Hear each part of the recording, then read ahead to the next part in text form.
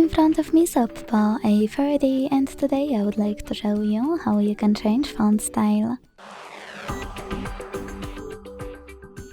Begin by opening Settings and clicking on Display and Brightness. Now scroll down to Hide Font and tap on one of those font styles. When you finished, hit Apply. As you can see, after that, style of my font has changed. If you want to try something different, click on More on the right and tap on a perfect font style for you from the list of available ones. Then hit Apply and wait.